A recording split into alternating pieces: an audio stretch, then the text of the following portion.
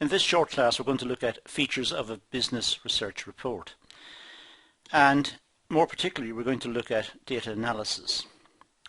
Now you'll see from the bottom right hand corner of the screen that there are only 9 slides or 9 pieces of information to be put across in this class.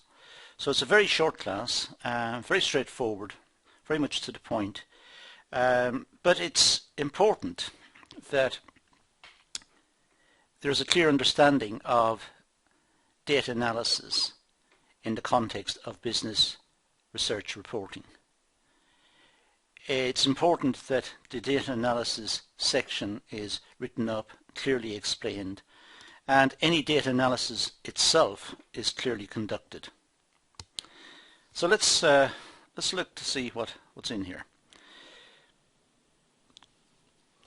First of all, provide information on the different methods used to analyze the data. So provide the information on the different methods, what methods were used, and give a background to each of them. Consider their justification for choosing the research method, and look at the assumptions that are used in the use of that method. So what assumptions does the method make, and are the assumptions realistic or not realistic? And explain to the reader why the particular method of analysis was chosen from amongst the various alternatives available. Why that one? Why not something else?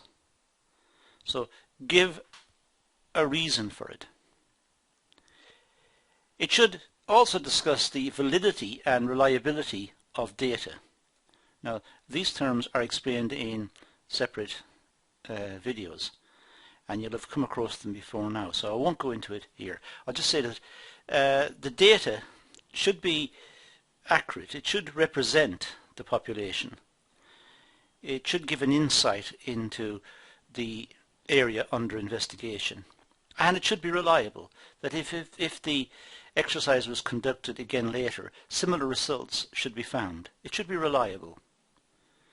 So it's important that whatever technique is selected, it gives valid and reliable data, and its assumptions are not too restrictive, but they should be clearly set out for the reader to see. So the data analysis section should provide adequate detail on the chosen method of data handling, what method was selected, why it was selected. It should give what we call a groundwork analysis. This has nothing to do, by the way, with philosophy and a great philosopher called Kant.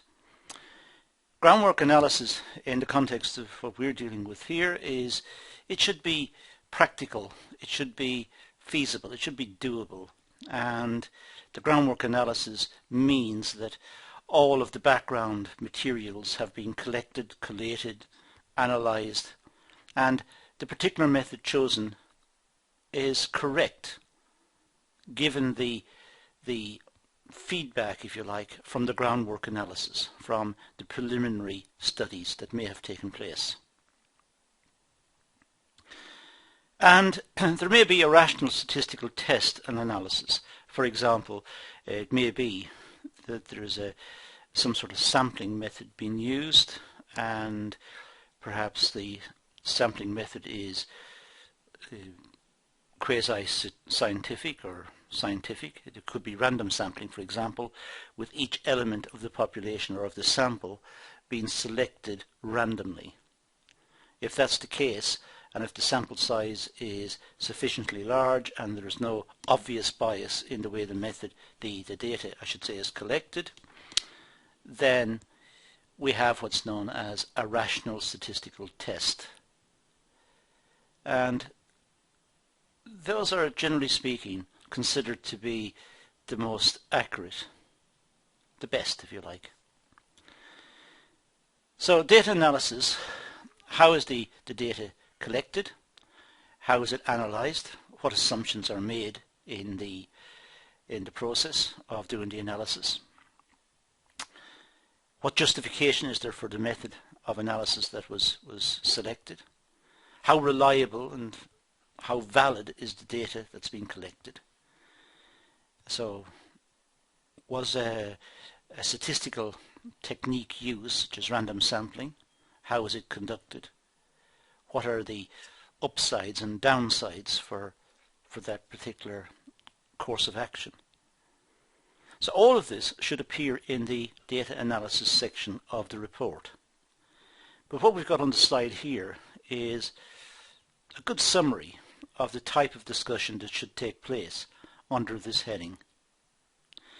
And that's all we really need to do on this one, so we're going to leave it at that and say thank you for watching.